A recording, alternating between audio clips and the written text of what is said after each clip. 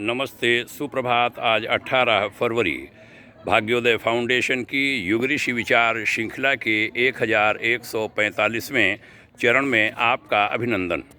ध्वंस और सृजन की सुस्पष्ट संभावना। आज की पुस्तक पूज्यवर आचार्य श्री राम शर्मा जी ने पृष्ठ 15 पर सटीक भविष्यवाणियाँ शीर्षक से लिखा था।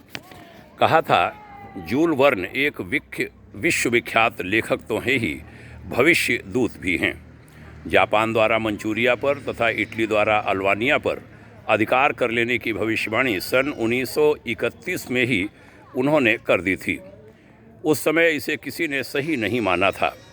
दूसरे महायुद्ध में जब यह बात सर्वथा सत्य सिद्ध हुई, तब जूल वर्न की धाक दुनिया भर में जम गई।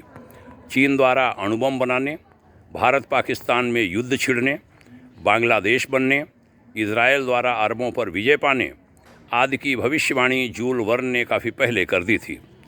एक गंभीर लेखक होने के नाते वे भविष्य कथन के पूर्व काफ़ी सोच विचार किया करते थे।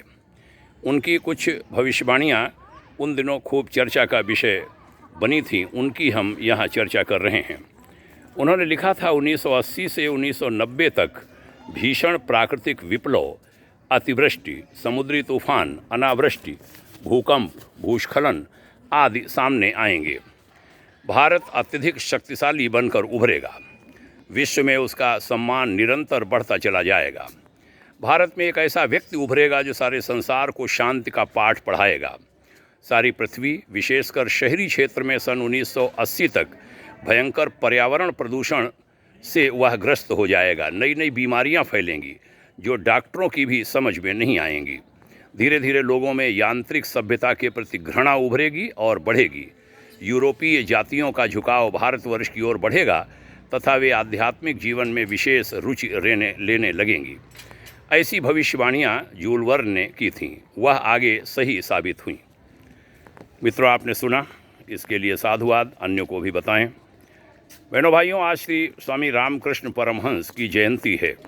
वर्ष 1883 में ठाकुर रामकृष्ण परमहंस का जन्म हुआ था।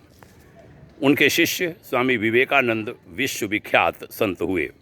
महापुरुष को हम सबकी भावपूर्ण श्रद्धांजलि।